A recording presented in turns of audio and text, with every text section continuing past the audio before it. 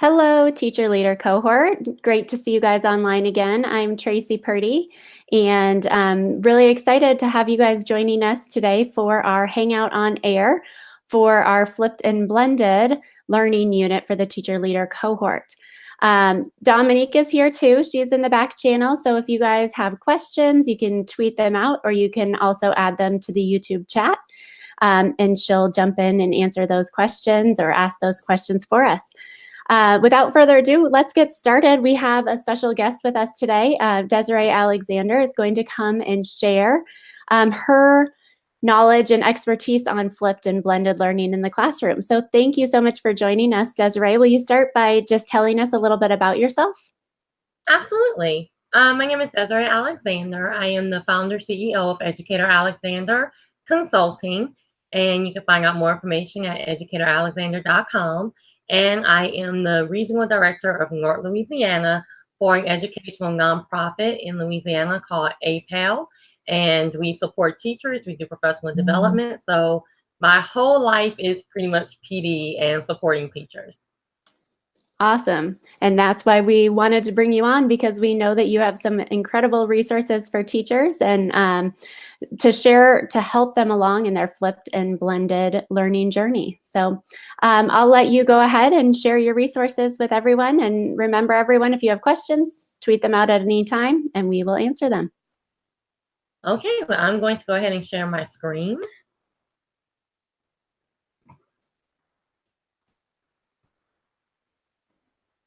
And we will hop in. I'm going to hide this little toolbar. We'll hop on into flipped and blended learning. So this is definitely just a very quick overview of what is flipped learning, what is blended learning, and then how can you start tomorrow with flipped and blended learning. So a little bit about me. I've already said what I do. I am Google Level 1, Level 2 certified, certified trainer, certified innovator, Google admin certification. And you can read through the screen, I'm going to take time with that. But what is blended learning? This is a sliced video that is really helpful. For centuries, everyone agreed, this is where you learn. This is how you learn. You sit in one of these, you pull out one of these. You take one of these. 15 minutes of this, 15 minutes of that. Then back to this. And at the end, you get one of these. That's learning. But why does it have to be that way? Learning is not one size fits all. The answer can't always be found in one of these. Learning can happen anytime, anywhere, at any speed. We believe by blending great teaching with the smart use of technology, we can personalize learning for every student in America. The future of learning is dynamic. It breaks the rules. It is as different as our students are. This is not school as you know it.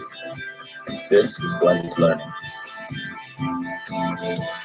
Each of the rotations has, I think there's a lot of reasons why it's effective. I know for me, there's really clear reasons why I do it. A lot of teachers are dealing with large class sizes, and it can be really challenging to personalize instruction and to differentiate instruction for really varied skill levels. So for me, it creates these smaller learning communities within the larger class and creates more opportunities for me to work with small groups of students. There can be multiple stations that don't require technology or have technology. They're completely offline stations. And that flexibility makes it really attractive for a lot of teachers, particularly those of us who don't have a ton of technology at our disposal. And so what I tell teachers when I'm training is go horizontal with your agenda, which means lots of teachers plan their lessons with a linear agenda. We're going to do this first, and then this, and then that. And they might have 3 or 4 tasks on the agenda for that day. And so my idea is if you kind of go horizontal and you just take each of those tasks and make it a station, it's an easier way to kind of go from a traditional lesson plan to a blended lesson plan. So if we're going to read an article, if we're going to have a discussion, if we're going to go over grammar, why not have a small student-led discussion group, a small group reading and doing annotating, and then one group over here doing the online grammar piece. So we're still getting through everything that would be in a traditional agenda, but it's happening in stations as opposed to us walking through it kind of lockstep as a class.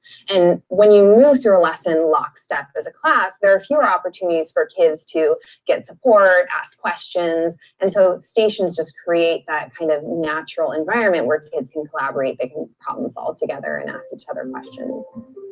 Now today we're going to look at a core interactive text. Blended learning is a combination of using face-to-face instruction and also leveraging high-quality digital content that is going to engage them. It's going to challenge them, it's going to be rigorous, and it's also related to the standards. In my class, I do a station rotation. So there are some students with me receiving direct instruction. There's another group of students who are working collaboratively to solve a problem or issue, and then a third group who is working independently. The power of blended learning is that you can really differentiate instruction and individualize and personalize it for all your learners. Each section, each 1/6, I need to split into 1/4. Yes, good, excellent. Go ahead and do that. For the majority of our students, it's their first actual chance to work with computers on a daily basis. All right, round one. This rotation is taking place in a grade 4-5 math class in order to support blended learning. We take the best facets of a face-to-face classroom with a teacher and the children, and we take the best facets of an online environment and digital tools and kind of merge them together. There are 4 stations. At the Math with Technology Hub, students are using a virtual geoboard to solve a problem and then explain how the app helped them on an online discussion board. She submits her work at the end of the rotation on a virtual learning environment, or VLE, that gives her teacher instant access to what she's completed. So I will be able to go on tonight and look and just quickly scan and see how many people, A, completed it and understood it, and B, how many will need more support.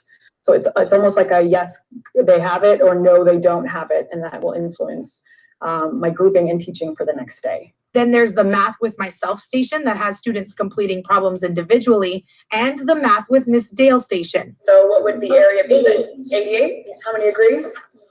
Thumbs up if you agree, thumbs down. Well, let's do the math. So for that 10 to 15 minutes, I have their full attention, their full engagement.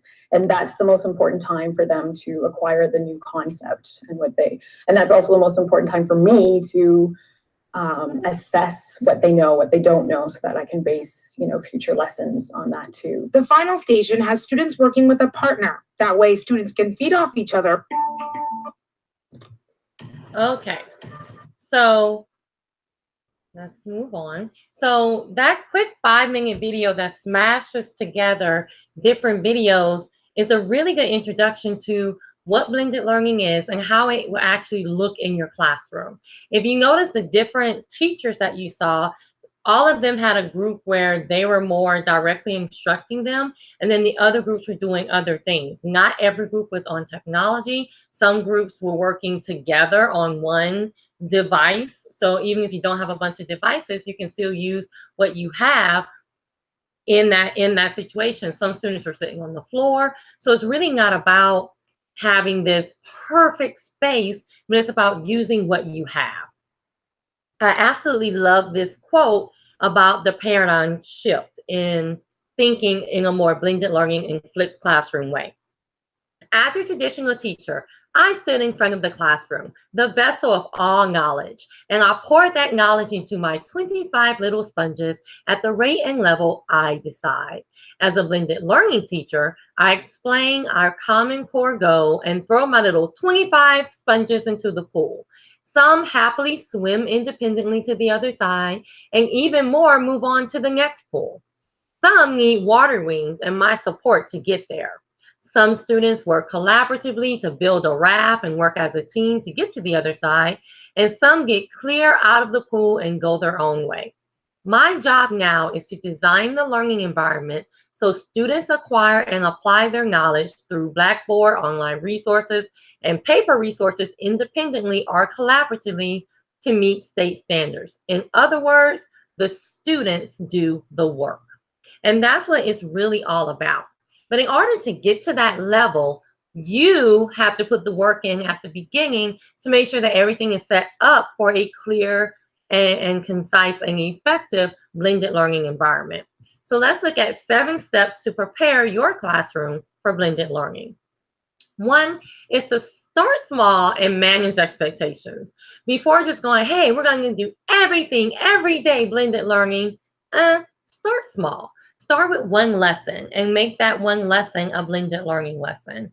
And then move to maybe a day where we're going to different stations and fully doing a blended learning model. But start small and manage the expectations. Tell your students, hey, we're going to try this together. I'm not sure if it's going to be successful. We want it to be successful, but we're going to try this together and we're going to see how it looks. Get their buy-in into this experience. Let them know, hey, I'm going to need your feedback. I'm not the only one going through this. So I'm going to need your feedback to tell me, hey, what did you like? What did you not like? And what should we change next time we do it? So starting small and managing those expectations can really start off on the right foot. The next thing you want to do is strategize. You need to come up with what model of blended learning you want to use and what is the layout of the room. Do you want to go to a completely separate, like computer lab type of room? Do you want to bring some devices in your room? How do you want to set up different stations? So you really need to plan all of this out. It shouldn't just be done willy-nilly or fly by night. So you are going to have access to this slideshow. So just to let you know that the links in here, you can go, you can watch the video again, you can look at these things. So this is a really good YouTube video. We don't have time to look at it today, but it's a good YouTube video to show you the models. I'm not going to lie to you, it's a little boring, but if you kind of skip through some of it and you just go to when they're drawing the different models, it can really help you out to see, okay, well, these are the different ways that I can actually do this in my classroom.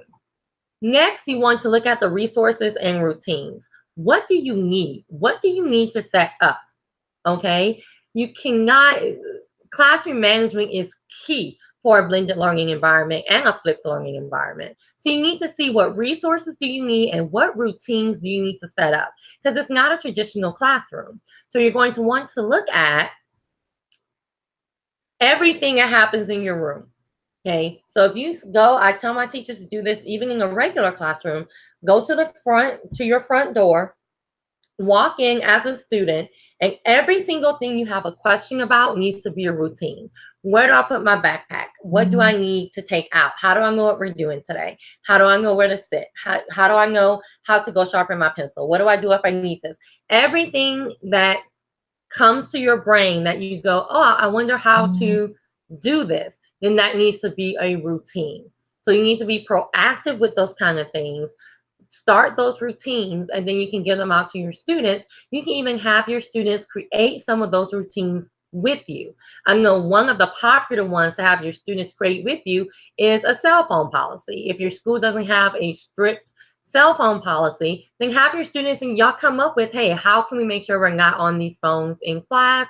Or how do we make sure that we're on these phones just for the lesson in class? And you come up with those routines together. And that way, if somebody breaks that routine, it's not just all on you and you're the bad guy. Hey, we came up with this together. So that's why you're going to get this consequence. So things like that. So you want to come up with your resources, come up with your routines. The next thing is something that we sometimes forget when we're dealing with technology and students and blended learning and flipped learning, and that's digital citizenship. We cannot forget to teach our students how to be good digital citizens. Okay, I have teachers that say things like, well, by now they should know that. How? Who's teaching them how to be good digital citizens? I didn't say you need to teach them how to use Snapchat. They know how to do that. But who's teaching them how to be good digital citizens? If not us, who? So we can't forget that, especially if we're bringing that element into our classrooms, we can't forget to teach them how to be good digital citizens. And these are some resources, and I have some other ones a little bit later on how to do that. Now, we all know that some child that sometimes is going to go home and say, I don't know what we did in the classroom. She's going crazy. We're doing all kind of crazy stuff. She's having us move around. I don't understand, right? So what you want to do is make sure that your parents, your principal, the public, whoever is on board and is informed about this new thing that you're going to try in your classroom. And you may think, oh, I didn't really think to tell my parents. Well, yeah, get them on board too. Let them know, hey, we're trying this new thing out in class. This is how we're going to set it up. If you want to come and see it, maybe I'll take a picture of the stations, whatever. But you want to get them on board too and let them know that, hey, we're trying this out for the betterment of your child, for the betterment of their learning. So you want to get them on board. You don't want anything to ever be just a shocking surprise and then people don't understand why are you doing it this way, that kind of thing. So get them on board as well. You know what you need. Blended learning and flipped learning is not cookie cutter. What works in my classroom may not work in yours. So you know what you need to put into place.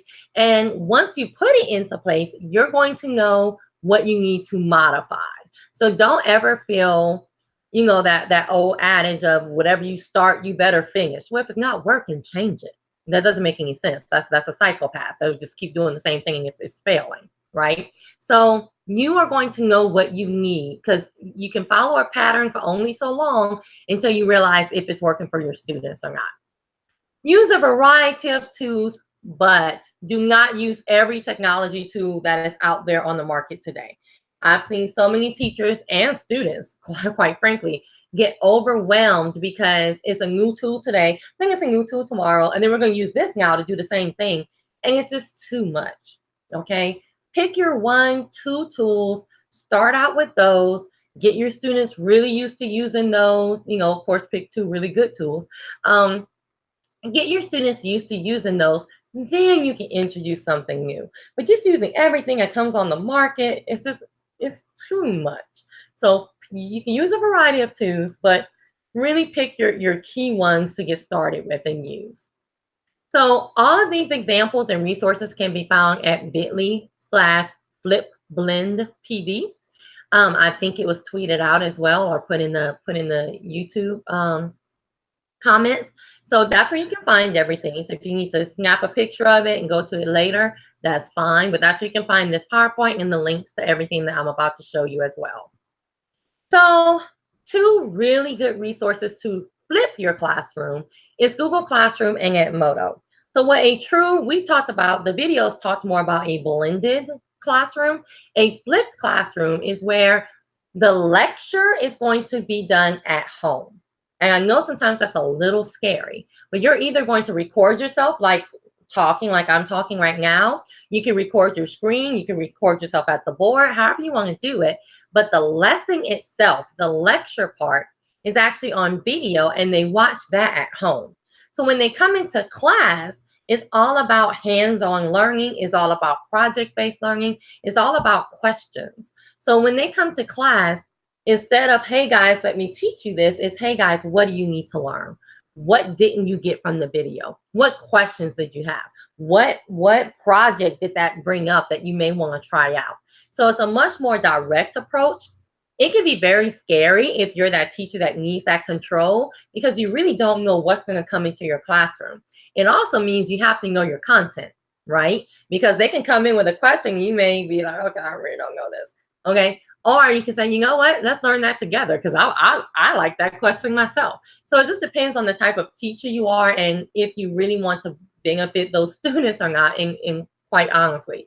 So that's what a flipped classroom is. And having that Google Classroom or Edmodo where you can post those things and have your students collaborate with you and collaborate with each other, these are really 2 really good tools for flipped learning. Then smashing with Google Classroom. So notice there's a link down here that's flipping and smashing with Google Classroom. I'm going to show you the tools that you can smash with Google Classroom, which means you have this tool and it can integrate in with Google Classroom pretty seamlessly. So I'll show you the link where you can go and look at those products. The evaluation, I don't know if you usually have an evaluation, but if you want to put a comment on my website or shoot me an email at Educator Alexander at Gmail, I can answer any questions you may have. send you the link to anything. So just definitely just let me know. And this is my contact. This is my email. So I'm going to switch my screen right now. I'm going to end this show, and I'm actually going to go to my website. So this is where the bit.ly will lead you. Notice you have the presentation and you have the links to the intro video and the layout video and all that good stuff. And then this is flipping and smashing. So these are some, there's many more and more tools are smashing with Google Classroom. But these are some of the ones you can use. Google Custom Search, Read and Write, LearnZillion, Edpuzzle, Classcraft, PBS Learning Media, Newsela, of course, all of your Google products, Quizzes, and Kahoot. So all of those either have the little Google Classroom right here, the little Google Classroom symbol where you can import your students from Google Classroom into the product and assign things, or you can just use the product, click the button, and put them on Google Classroom. So it goes both ways, and it's really nice that so many products can be smashed with Google Classroom. So I just wanted to definitely show you that. And I want to show you one other thing in our less than a minute left. Is if you go to Tech Two's Not Your Grandmother's Videos, I want to show you for that digital citizenship. This is something that just came out by BrainPop. If I can find BrainPop, there you go. BrainPop has a free digital citizenship class with all of these lessons in it. So this is completely free that you can use with your students to start teaching them digital citizenship. And hopefully you got everything that you need to get started. Desiree, that's awesome. That website is going to be such a great resource for everyone to go and take a little bit of time. And I mean, who doesn't love a good Tim and Moby with BrainPop? So that would be a great way for people to learn and teach their students digital citizenship. So, so many great resources. I love the 7 steps to get people started to really start thinking through flipped and blended learning and what is possible in their classroom. Dominique, any questions that came in? You know, we don't have any questions right now. We'll keep looking at the Twitter feed. There might be questions that come in later, so we'll just make sure that everybody tags you so you can see those, Desiree. But one question that came to mind is I know a lot of times we have teachers ask us how they can use a blended model with younger students.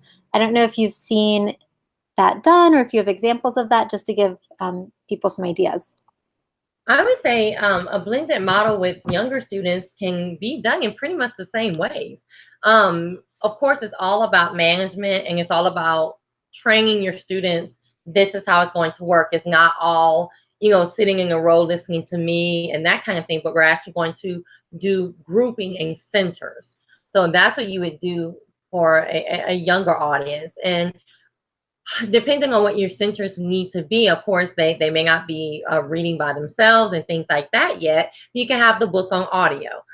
You can do if they are just starting to read, you can do a fluency where they're recording themselves using Read and Write or something like that, and they can listen to the fluency, and then they can actually email you the fluency of what they're reading. So it just depends on what the lesson is. They can be doing flip cards. They can, for math, they can do manipulatives. So it just depends on what the lesson is and how you can do those centers.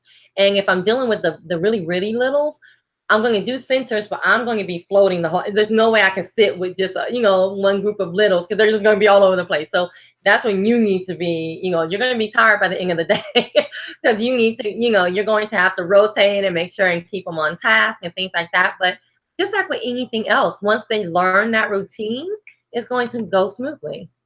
That's what I think is so important also, because I think we focus so much on the content of a blended learning lesson that we forget about those procedures and that classroom management piece, that once we can teach the students exactly what's expected each step of the way, that I feel like it will really help with that learning environment and make the lesson go much, much more smoothly. So I I'm sure that we are going to have some more questions come in. We really, really appreciate this. This is really going to help people as they finalize their flipped and blended learning units that they're writing right now.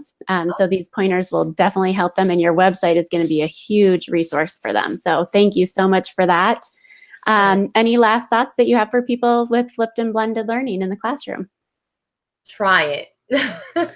Don't be afraid to fail. Again, manage those expectations. Hey guys, we're learning this together. We're going to try it together, and just try it. That's all you can do. Awesome. Well, thank you so much for joining us today. The teacher leaders will appreciate it, and we'll be in touch, and hopefully you don't mind if they reach out online. Absolutely. Reach out. Great. All right. Thank you. You're Bye, welcome. everyone. Thanks for joining us.